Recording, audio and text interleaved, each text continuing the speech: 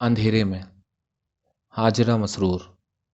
जहरा, जल्दी से पान तो बना दो, शौकत ने अपनी बहन से घबराहट के लहजे में कहा। और जहरा ने आजसिली कमीज को एक तरफ रखते हुए पानदान को अपनी तरफ घसीटा।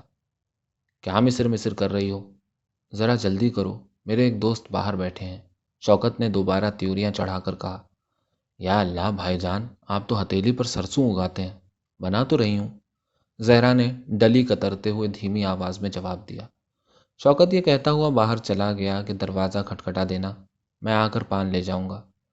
जहरा ने जल्दी जल्दी पान की गिलोरियां बनाई और थाली में सजाकर मर्दाने कमरे से मुल्हक कमरे में जाकर दरवाज़ा थपथपा दिया। शौकत पान लेकर बाहर चला गया।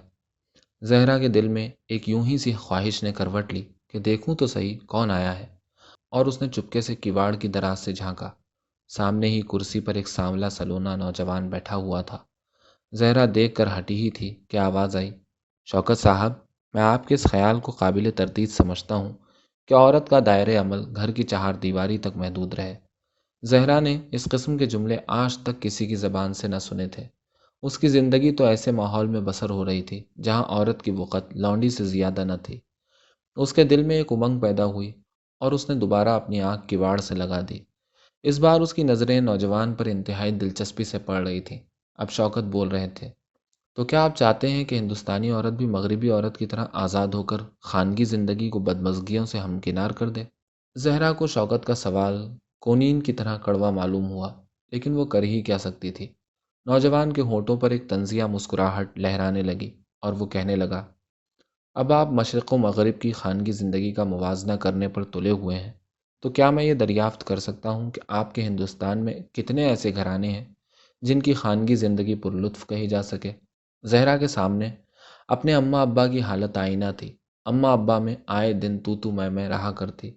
अब्बा तो लड़ भिड़ कर मज़े से बाहर दोस्तों में चल देते और अम्मा बेचारी मुंह पर दुपट्टा डाले रो रो कर जान आधी किया करती। और ऐसा ही कुछ उसके पड़ोस में राबिया की अम्मा के साथ हुआ करता था। ओह, शौकत बोला, मगर यहाँ हर रोज़ तलाक़ें तो नहीं हुआ करती।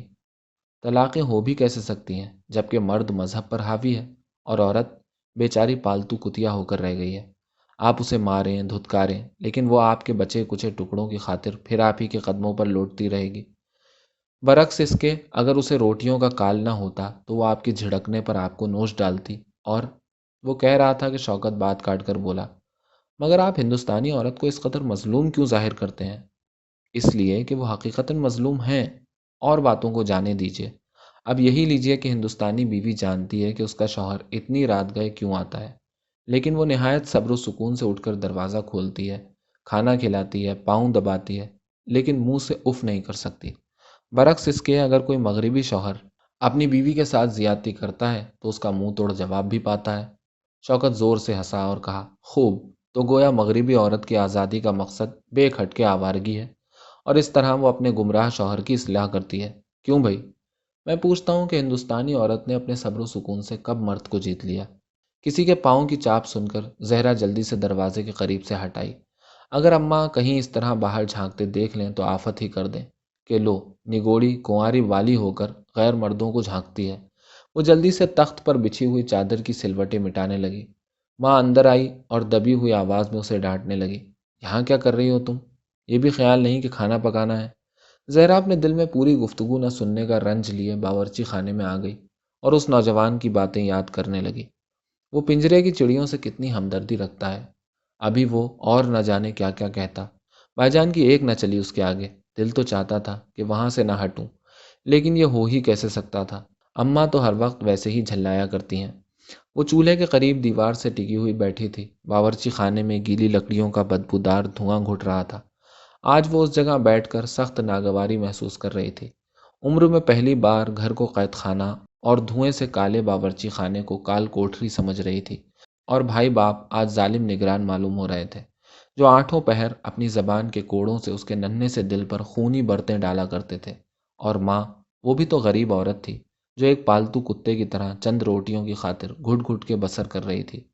जब वो खाना तैयार करके बावर्ची खाने से निकली तो देखा शौकत आंगन में पलंग पर लेटा है। वो जाकर आहिस्ता से उसके पायंती बैठ गई, इस उम्मीद पर कि वो हस्बे मामूल अपने दोस्तों का तस्करा करे तो इस सिलसिले में उस नौजवान के मुतालिक भी कुछ कहे। جس نے آن کی آن میں اس کے سوئے ہوئے احساسات کو جھنجھوڑ کر جگا دیا تھا۔ لیکن شوکت نہ جانے کس خیال میں مست پڑا، گھنے تاروں پر جیسے کچھ ڈھونڈ رہا تھا۔ زہرا کا دل چاہا کہ خود ہی چھیڑ کر پوچھے کہ کون آیا تھا، لیکن اسے فوراً ہی خیال آیا کہ اگر الٹا اس نے سوال کر دیا کہ تم کیوں پوچھتی ہو تو کیا جواب دے گی۔ اتنے میں اس کا باپ اپنے بھاری جوتوں سے پختہ فرش کو کوٹتا ہوا گھر میں داخل ہوا، اور زہرا جلدی سے اٹھ کر کھانا نکالنے لگی۔ ساتھ ہی اسے ایک بڑا انہونا سا خیال آ گیا کہ اگر کبھی میں اس نوجوان کے آگے کھانا لے جاؤں تو پھر وہ اپنے اس موہوم خیال پر مسکرانے لگی اور لالٹین کی مدھم روشنی میں اس کے دانت چمک اٹھے۔ اس رات اس سے پیٹ بھر کھانا بھی نہ کھایا گیا، اور وہ جلد ہی تمام کاموں سے فرصت پا کر اپنے بستر پر چلی گئی۔ وہ سب سے الگ تھلگ ہو کر اس نوجوان کے متعلق نہ جانے کیا کیا سوچنا چاہتی تھی، حالانکہ اس کے متعلق اسے اس سے زیادہ اور کچھ بھی معلوم نہ تھا کہ وہ اپنے دل میں عورت سے ہمدردی کے جذبات رکھتا ہے، اور شاید اس کے بھائی کے ساتھ ہی کالج میں پڑھتا ہوگا، بس۔ لیکن وہ اس کو ایک دوسرے ہی رنگ میں دیکھ رہی تھی۔ ہندوستان کی کنواری اگر کسی غیر مرد کے متعلق کچھ سوچے گی تو اسے اپنا شریک حیات تصور کر کے وہ دل ہی دل میں بار بار کہہ اٹھتی، اگر اس سے میری شادی ہو جائے تو۔ اس اگر میں اس کے لیے کتنی وسعت تھی۔ وہ اندھیری رات کی خاموشی میں اپنے پلنگ پر پڑی آئندہ زندگی کے منصوبے گانٹ رہی تھی کہ ایسا مرد اپنی بیوی سے کس قدر محبت کرے گا جو اس کے درد سے واقف ہو، کتنی پرمسرت زندگی ہوگی۔ پھر اسے تمام دن صرف باورچی خانے کی کالی کلوٹی امسی ہوئی فضا میں چولہے ہنڈیا سے چھیڑ چھاڑ کرتے نہ گزارنا پڑے گا، بلکہ وہ خوب لکھے پڑھے گی اور اس سے خوب اچھی اچھی باتیں کیا کرے گی، اور پھر شہر شہر اس کے ساتھ گھومنے جایا کرے گی۔ سب سے پہلے تو وہ دہلی جائے گی، کیونکہ وہاں اس کے رشتے کی ایک خالہ رہتی ہیں، وہ بھی تو بہت پڑھی لکھی ہیں۔ اب تو سنا ہے کہ وہ جلسوں میں تقریریں کرتی ہیں۔ وہ اسے دیکھ کر کتنا حیران ہوگی کہ دیکھو یہ وہی زہرا ہے جسے بات کرنا بھی نہیں آتی تھی، آج کیسی فرفر باتیں کرتی ہے۔ زہرا خیالات سے چھیڑ چھاڑ کرتی خوابوں کی انوکھی دنیا میں نکل گئی۔ خوبصورت بڑا سا باغ، دہکتے ہوئے انگاروں جیسے سرخ پھول، رنگ برنگی تتلیاں، ہر طرف چھائی ہوئی مدہوش کن خوشبوئیں، اور سنہرے بادل جیسے سونے کا صفوف برسا رہے ہوں۔ زہرا نے دیکھا اور دیکھتی ہی رہ گئی، اور پھر ذرا کی ذرا میں پھولوں کا منکا ڈھلک گیا، تتلیوں کے رنگین پر جھلس گئے، اور سنہرے بادلوں نے سیاہ چادر اوڑھ کر پتھر برسانے شروع کر دیے، اور وہ حیران و پریشان اندھیرے میں بھٹکنے لگی۔ پھر وہ دیکھنے لگی، ایک بہت بڑے مجمع میں وہ اور اس کا ساتھی پہلو بہ پہلو کھڑے ہیں۔ سامنے سجے سجائے اسٹیج پر ایک مولانا لمبی داڑھی سے مزین کھڑے گلا پھاڑ پھاڑ کر کہہ رہے ہیں، برادران ملت، کتنے شرم کی بات ہے کہ تم نے خدا اور رسول کے حکم کے خلاف عورتوں کو شتر بے مہار کی طرح آزاد کر دیا۔ ابھی وقت ہے کہ تم ان کو گھروں میں دھکیل دو، ان کی سرکشی کی عبرتناک سزائیں دے کر ختم کر دو۔ اور زہرا نے اتنا ہی سنا تھا کہ اسے اپنی رگوں میں چنگاریاں بھڑکتی ہوئی معلوم ہونے لگیں۔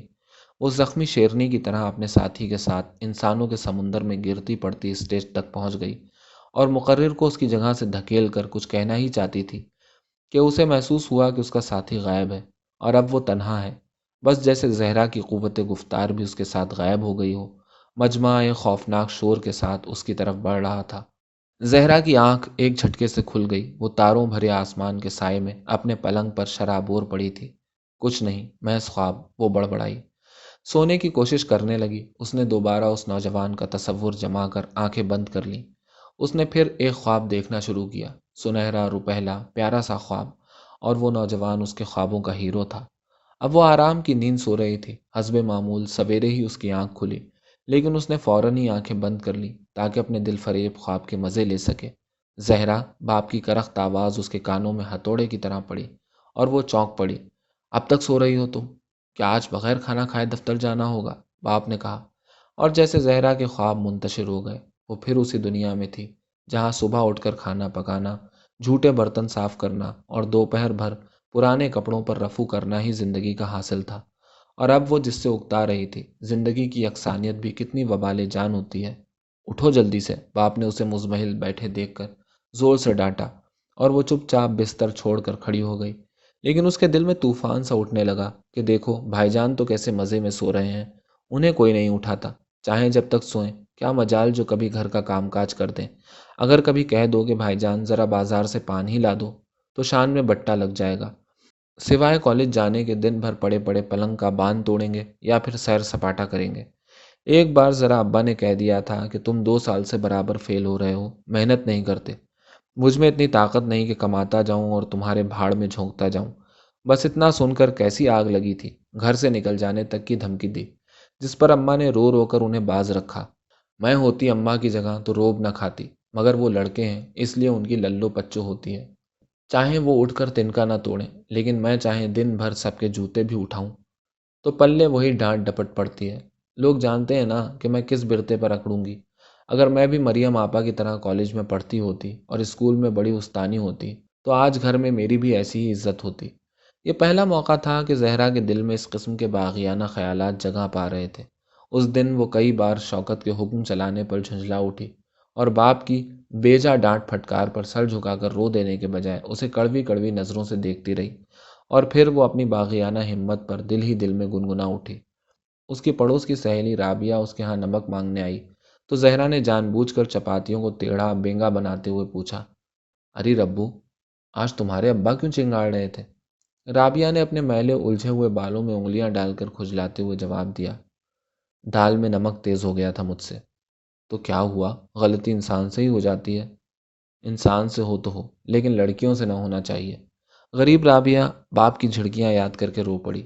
ہش پگلی، کیا لڑکیاں انسان نہیں ہوتی؟ زہرا رابعہ کے آنسو دیکھ کر کھسیانی ہنسی ہنس دی، پھر بولی، ہم لڑکیاں ناحق بھیگی بلیاں بنی رہتی ہیں۔ اس نے ایک جلی ہوئی چپاتی ڈلیا میں پھینکتے ہوئے رابعہ کی زرد اور اداس صورت کو دیکھا۔ اری بہن، رہنے بھی دے، جب تک بچہ رہے۔ باپ بھائیوں کی مار کھائی، ہوش سنبھالا، ہنڈیا چولہے سینے پیرونے میں جوت دیے گئے، اور جب جوان ہوئے تو… اس کے آگے وہ چپ ہو گئی اور دیوار پر ناخن سے لکیریں کرنے لگی۔ اور جب جوان ہوئے تو کسی مرد کی خدمت میں لونڈی کی طرح سونپ دیے گئے۔ خدمت کی تو صبح شام پیٹ بھرا، درجن آدھ درجن بچے جنے، اور پھر ایک دن مر کر چلے گئے۔ زہرا نے بے باکی سے کہا۔ رابعہ کے منہ سے ایک جلتی ہوئی آہ نکل گئی اور وہ بڑی حسرت سے بولی، پھر ہم لڑکیاں جو ٹھہری۔ تم کیا جانو، میری بے وقوف ہو۔ جانتی ہو مغرب کی عورت کیسی ہوتی ہے؟ زہرا جلدی جلدی اس نوجوان کی گفتگو دہرانے لگی، لیکن رابعہ ڈبے سے نمک نکال کر جلدی سے بھاگ گئی کیونکہ وہ گوشت پکتا چھوڑ آئی تھی۔ ذرا پان لگا دو زہرا، رات شوکت نے اس سے بڑی ہی ملائمت سے کہا، کیونکہ دن میں کئی بار جوان بہن کے کڑے تیور دیکھ چکا تھا۔ ابھی لیجیے۔ زہرا کسی خیال سے کھلی جا رہی تھی۔ شوکت باہر چلا گیا اور وہ جلدی سے لالٹین پاس رکھ کر پان بنانے بیٹھ گئی۔ کتھا چونا بڑی احتیاط سے لگا کر باریک کٹی ہوئی ڈلی اور پوری دوا الائچیوں کے دانے ڈال کر نہایت نفاست سے گلوریاں بنائیں اور تھالی میں سلیقے سے چن کر اس عقیدت سے مردانے کمرے سے ملحق کمرے میں گئی جیسے کوئی ہندو دیوی کرشن مراری کی پوجا کی خاطر مندر جا رہی ہو۔ کمرے میں اندھیرا تھا، لیکن دروازے کی درزوں سے روشنی کی دھندلی کرنیں آ کر اس کی رہنمائی کر رہی تھی۔ جاتے ہی اس نے جھانکا، سامنے وہی نوجوان بیٹھا تھا۔ اس کا چہرہ کھلا ہوا تھا جیسے وہ مسرت کے پالنے میں جھول رہا تھا۔ شوکت کہہ رہا تھا، کیا آپ کا فیصلہ آپ کے والدین کے لیے بھی قابل قبول ہوگا؟ زہرا ٹھٹک کر رہ گئی۔ نوجوان کہنے لگا، ہاں، انہیں میرے فیصلے کے آگے جھکنا پڑا۔ تو شوکت کچھ کہنا چاہ رہا تھا۔ اب ہماری شادی ہوگی، نوجوان نے اپنے شانے اچکا کر ہنستے ہوئے کہا۔ اور زہرا کو ایسا معلوم ہوا کہ دروازے کی درزیں ہیبت ناک اندھیرا تھوک رہی ہیں۔ پانوں کی تھالی ایک چھناکے کے ساتھ زمین پر گر پڑی اور وہ ہاتھ پھیلا پھیلا کر اندھیرے میں سہارا تلاش کرنے لگی۔ اندر سے ماں لالٹین لیے کمرے میں داخل ہوئی اور باہر سے شوکت آیا۔ کیا ہوا؟ شوکت نے دیوار سے ٹکی ہوئی زہرا کو دیکھ کر پوچھا۔ اندھیرا تھا، ٹھوکر کھا گئی، زہرا کے پھڑکتے ہوئے لبوں سے نکلا۔ اندھیرے میں بغیر روشنی کے آؤ گی تو سوائے ٹھوکر کے کیا پاؤ گی؟ ماں نے اس کی آنکھوں میں آنسو دیکھ کر کہا۔ زہرا کی نظریں شوکت کے جوتے سے مسلی ہوئی پان کی گلوریوں پر تھیں اور وہ دل ہی دل میں کہہ رہی تھی، درزوں سے پھوٹتی ہوئی روشنی کا سہارا لیا تھا، لیکن کیا معلوم تھا کہ یہی درزیں اندھیرا اگلنے لگیں گی۔ اور پان بنا لاؤ، شوکت کہتا ہوا باہر چلا گیا، اور زہرا ایک فرما بردار بہن کی طرح تھکی تھکی سی دوبارہ پان بنانے جا رہی تھی۔